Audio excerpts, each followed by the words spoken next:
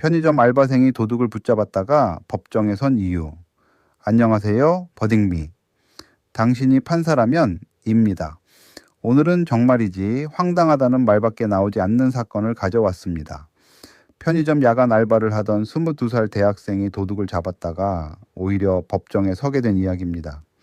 6,800원짜리 컵라면을 훔친 도둑이 잡혀서 벌금을 냈는데 3개월 뒤에 자기를 잡은 알바생에게 500만 원을 청구했거든요.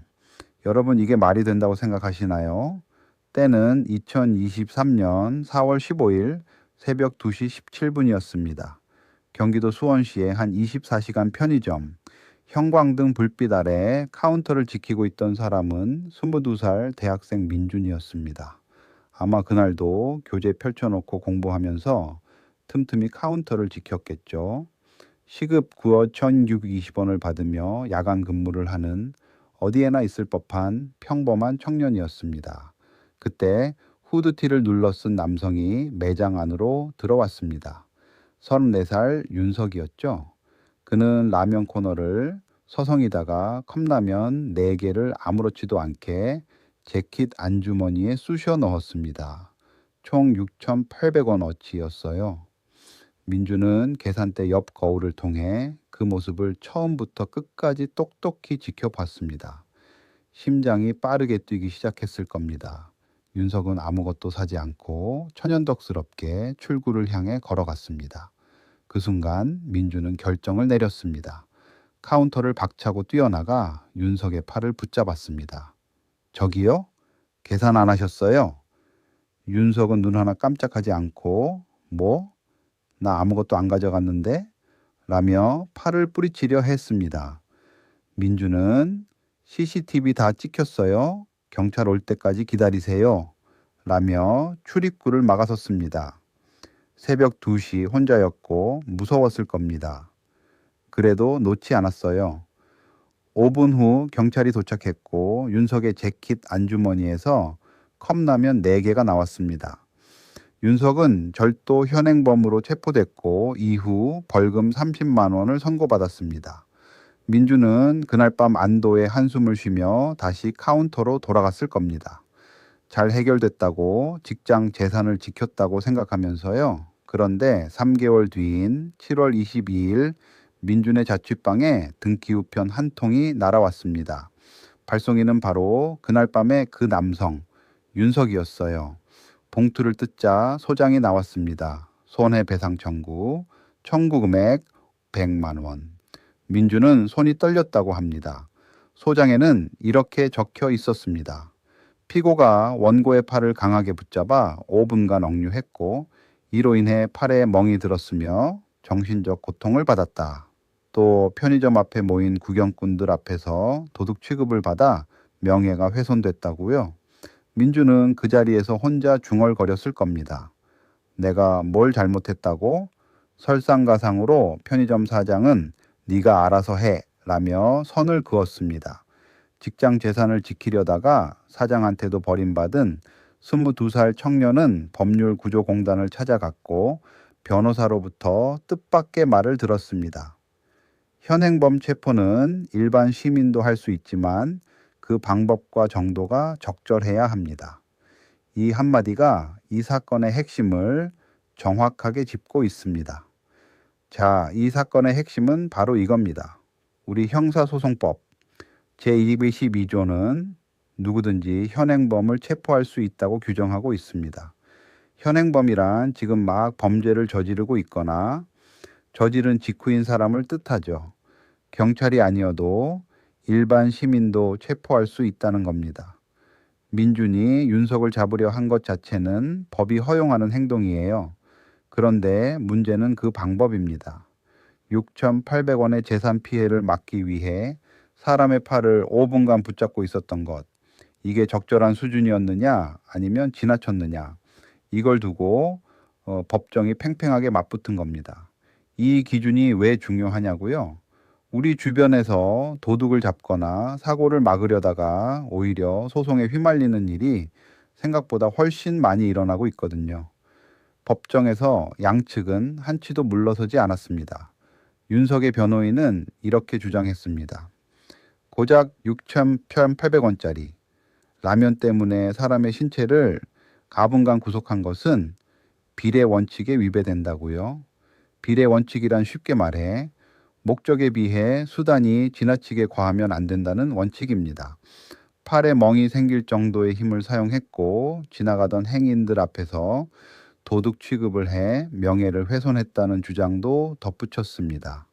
게다가 경찰에 신고만 했어도 충분했는데 굳이 직접 몸을 쓸 필요가 있었냐고요.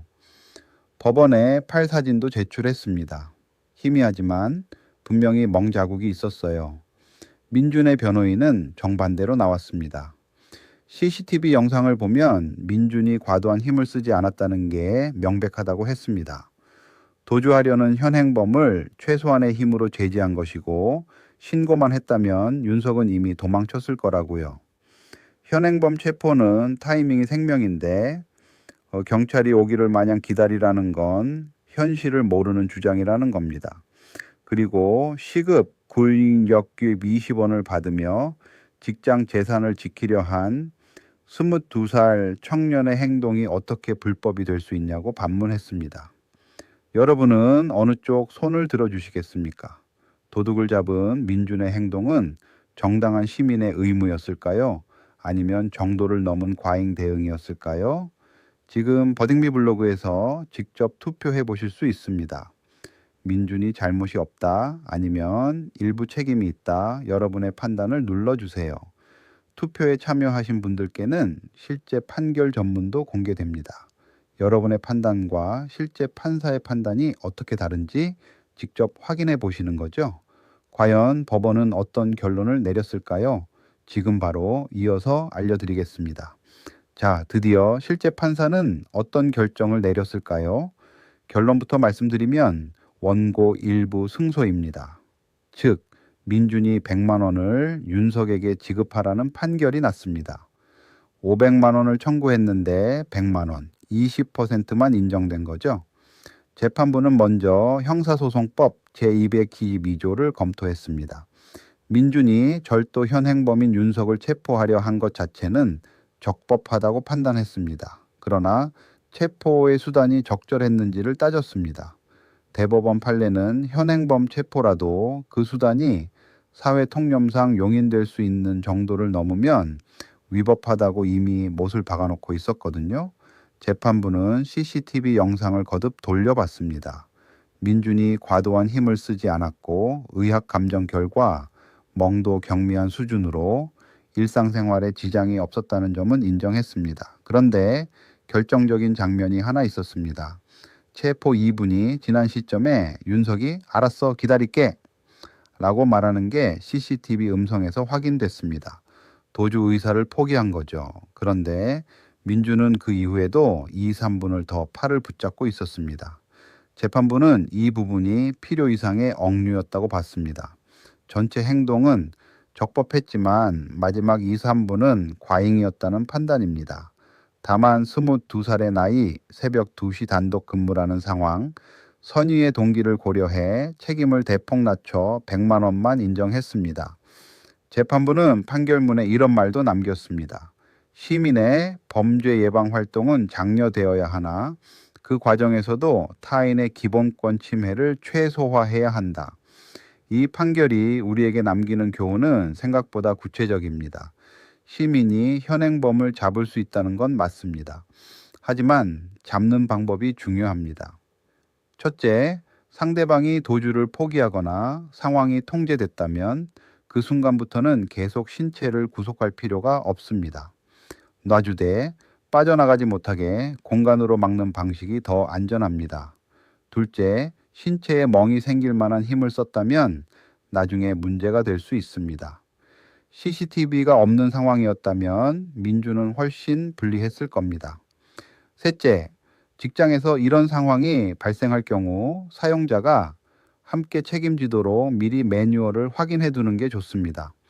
혼자 다 떠안는 구조는 민준처럼 억울한 상황을 만들 수 있거든요. 알아두면 반드시 도움이 되는 이야기입니다. 당신이라면 어떤 판결을 내리셨을까요? 민준의 행동이 100% 정당하다고 보셨나요? 아니면 재판부처럼 일부 책임을 인정하셨을까요? 버딩민은 매주 여러분을 판사 자리에 앉혀드립니다. 구독과 공유로 더 많은 분들이 함께 판단해 주세요. 다음 판례에서 만나요.